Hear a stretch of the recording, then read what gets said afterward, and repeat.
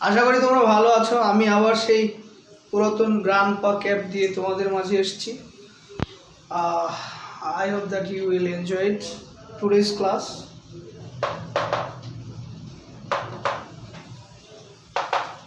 Subject and verb agreement. I didn't write down here nothing. কারণ তোমরা জানো যে সাবজেক্ট এন্ড ভার্ব এগ্রিমেন্ট আমরা কোথা থেকে পড়াচ্ছি এবং কোনগুলো পড়াচ্ছি। তোমরা প্রতিদিন দেখার কোনো মানে হয় না। কমন ইউনিয়ন তাও লিখে দিয়েছি কেস। ট্রান্সলেশনটা এই সপ্তাহে তোমাদের পড়তে হবে না, কারণ এখানে এই টপিকটা একটু মুখস্থ টাইপ টপিক আছে। তারপরে প্যারাগ্রাফ হচ্ছে how to be a good student, GP 360 number পেজে তোমরা সবাই পেয়ে যাবা। তারই সাথে সাথে আমি শুরু করতে যাচ্ছি গ্রামার, সাবজেক্ট আর ভার্ব এগ্রিমেন্ট। এটার আগে আমি এটা শুরু করতে যাচ্ছি, কমন ইউরো শুরু করতে যাচ্ছি। কমন ইউরোটা হচ্ছে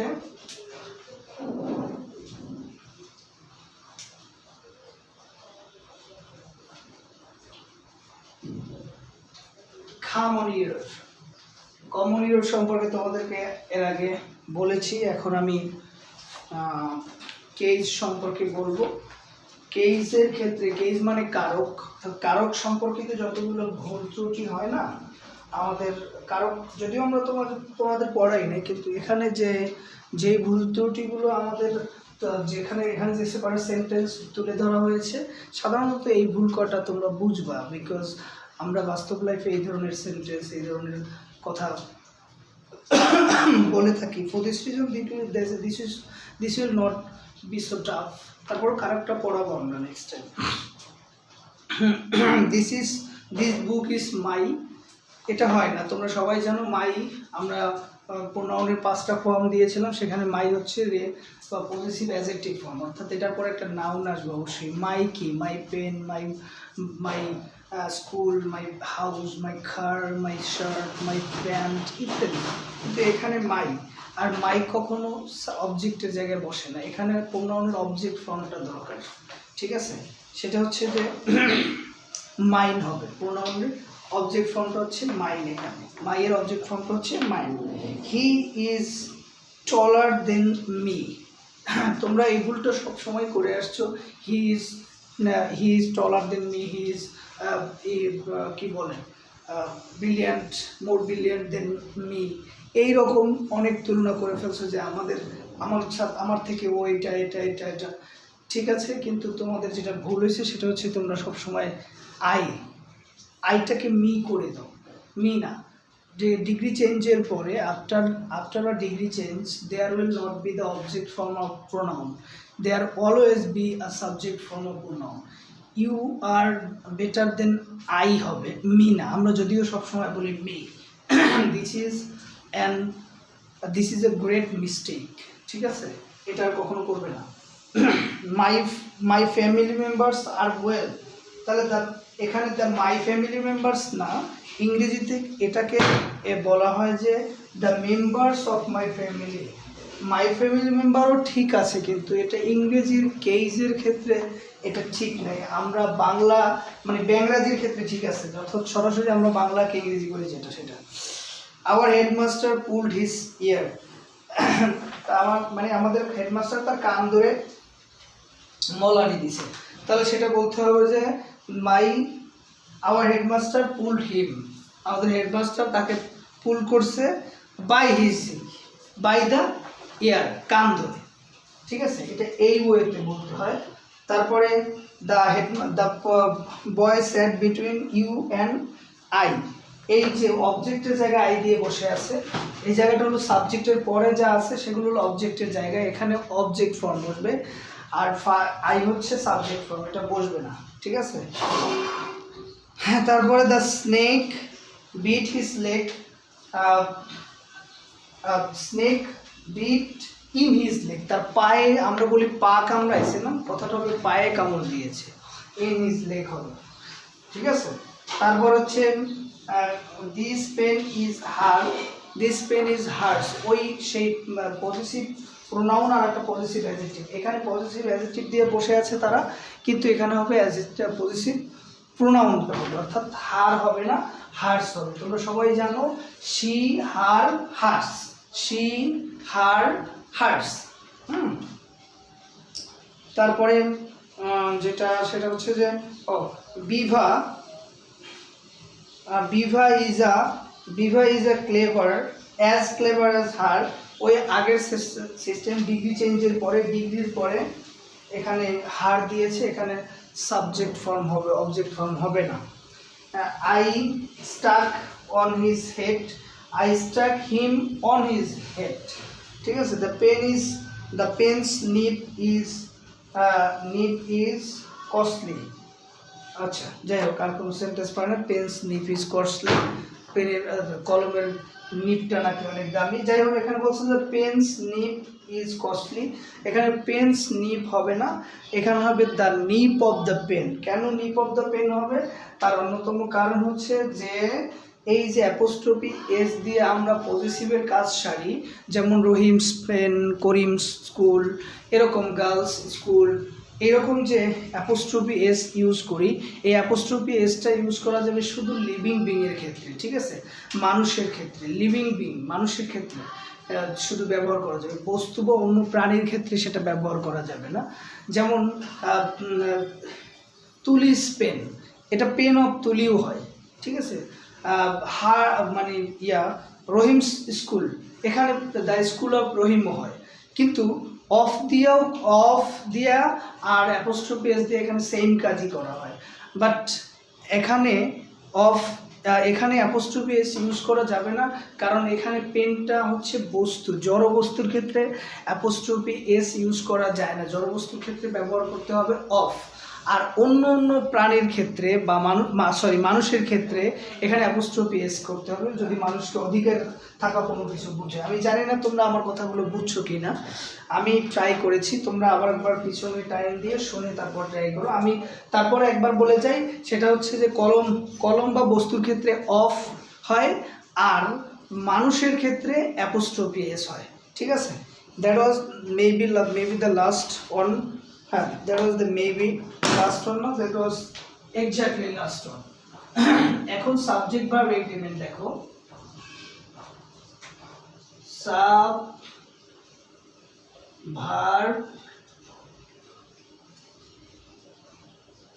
এগ্রিমেন্ট তোমাদের কি প্রিভিয়াসলি গতকালকে 2টা না 3টে রুল করানো হয়েছে। একটা হচ্ছে যে আমরা অনেক সময় সাবজেক্টকে সেন্টেন্সের সাবজেক্টকে সঠিকভাবে নির্ণয় না করে আমরা অনেক সময় ভার্বের নিকটবর্তী কোনো নাউনকে সাবজেক্ট ভেবে নেই। যেমন অন অফ দ্য বুকস, এখানে সকল বইগুলোকে বুঝানো, বইগুলোর মধ্যে একজনকে বুঝিয়েছে।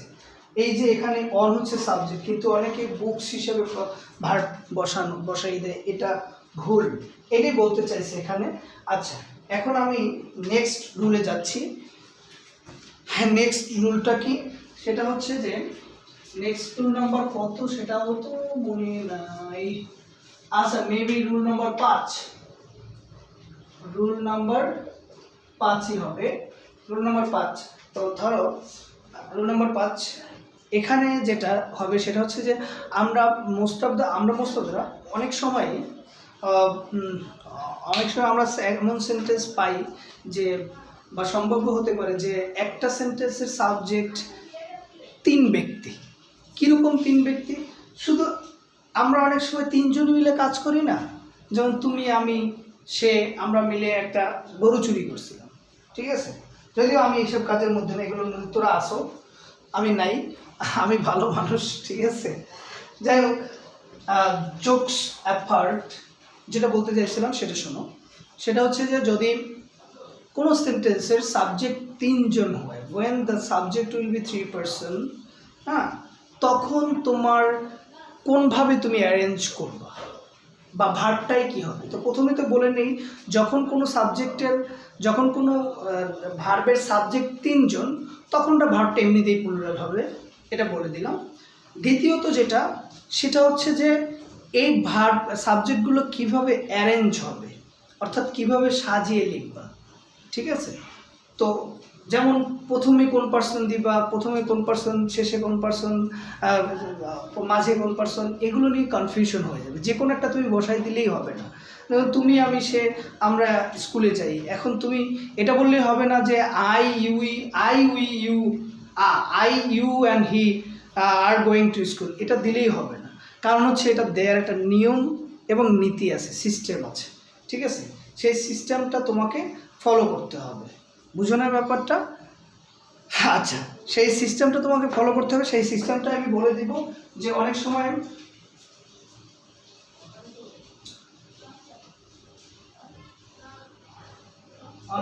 সাবজেক্ট 3 ব্যক্তি হলে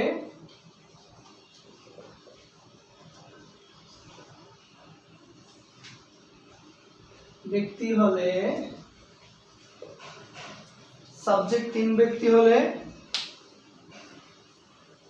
সাবজেক্ট সাধারণ সেন্টেন্সের জন্য, দোষস্বীকারমূলক সেন্টেন্সের জন্য 132। তোমরা একটু পড়ো। সেটা হচ্ছে যে অনেক সময় সাবজেক্ট 3 জন ব্যক্তি হলে সাধারণ সেন্টেন্সের ক্ষেত্রে 231 আর দোষস্বীকারমূলক সেন্টেন্সের জন্য 132। সম্ভবত তোমাদের মাথার উপর দিয়ে চলে গেছে জিনিসটা, আমি বুঝাচ্ছি, সমস্যা নেই, টেনশন মাত কিজিয়ে। হলে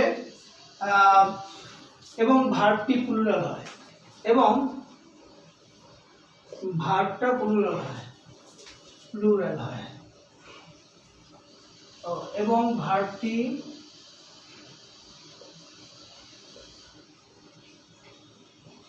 প্লুরাল হয়। হ্যাঁ, যেমন you, he and I, he, you and I is, are friends, are good friends.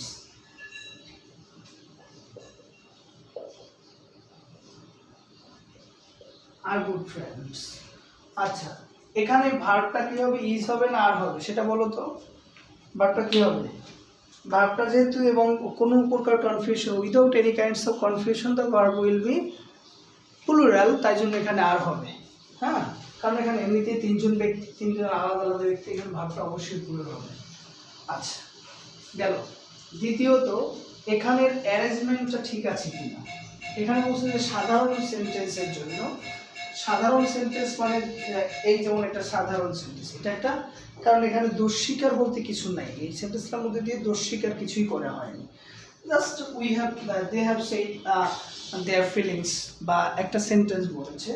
সেক্ষেত্রে সাধারণ সেন্টেন্সের ক্ষেত্রে হচ্ছে 231, অর্থাৎ 239। তো 239 এর ক্ষেত্রে এটা কি 239 হয়েছে? এটা তো এইচ হচ্ছে আর হি হচ্ছে থার্ড পারসন, তার মানে 3। এখানে ইউ হচ্ছে সেকেন্ড পারসন, তার মানে 2, আর এখানে হচ্ছে ফার্স্ট পারসন অন। 221 হয়ে গেছে না, 221 হবে না, এখানে হবে 200 আর 321 হয়ে গেছে, যেটা হবে না, এটা হবে 231। তার মানে হচ্ছে ইউ আগে,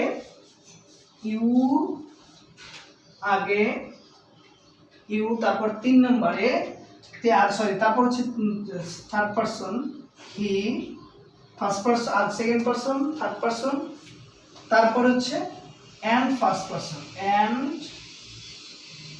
আই ফার্স্ট পারসন। আর এখন তোমরা অনেকে আই দেখে আবার আই দেখে ভাই বোনের এই সেন্টেন্সটা ভুল, এখানে তো এম নাই, না এখানে এম বসবে না, এখানে আর বসবে, কারণ সাবজেক্ট হচ্ছে এটা। কারণ আর এই সেন্টেন্সের যে সাবজেক্ট অ্যারেঞ্জমেন্টটা ছিল, এটা ছিল নিয়ম অনুসারে, নিয়মে আছে 231। সেই 231 মানে 2তে সেকেন্ড পারসন, 3 যেটা সেটা হচ্ছে থার্ড পারসন, আর অন যেটা সেটা হচ্ছে ফার্স্ট পারসন, সেই অনুসারে সেন্টেন্সটা হবে। কিন্তু যদি বলা হয় যে you, he and I are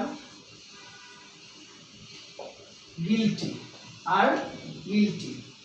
এই guilty মানে হচ্ছে তুমি, সে এবং আমরা তিনজনে অপরাধী।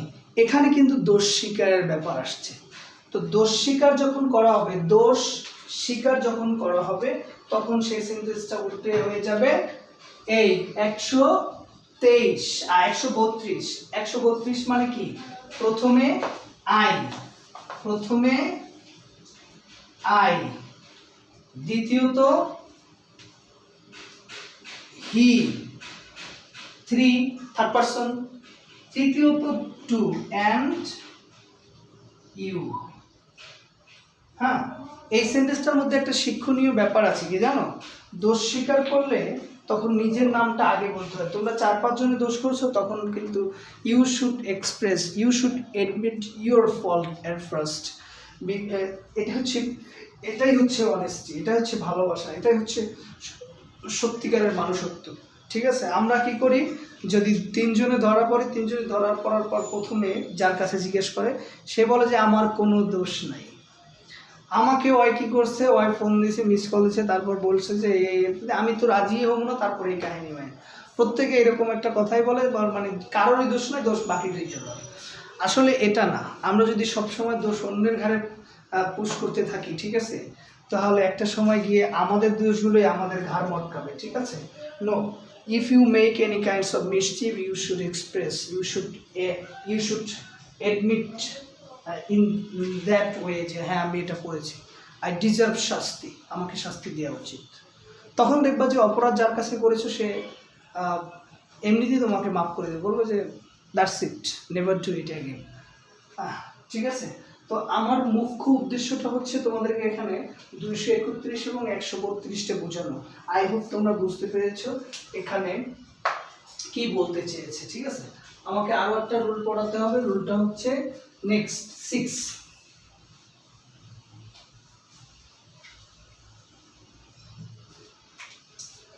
রুল 6 নাম্বার রুল কি পড়বে? সেটা হচ্ছে যে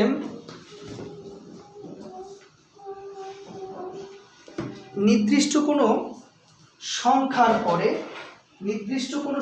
পরে সাধারণত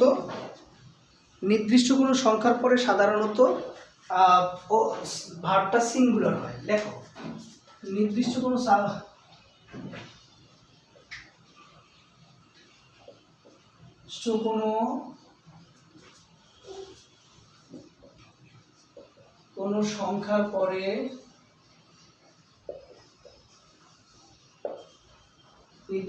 সংখ্যার পরে ভার্বটি সিঙ্গুলার হয়। ভার্বটি সিঙ্গুলার হয়।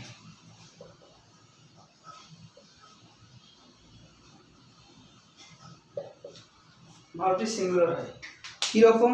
আমি উদাহরণ দিলেই তোমরা বুঝে যাবা। যেমন 10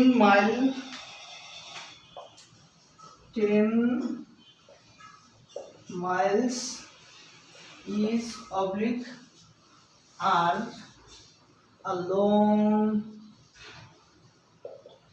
distance, huh? 10 mile is a long distance। Is অথবা আর, এখানে তুমি হয়তো মাইলস দেখে ভাববা যে ও প্লুরাল, দাগাও are. No man, you have made a great mistake, কারণ 10 mile is a definite number, and after definite number there will not be plural verb, there will always be a singular verb। Have you got it, man? এরপরে যদি বলি 20 shillings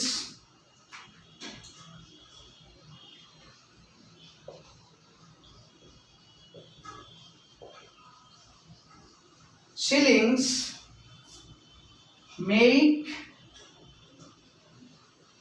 oblique makes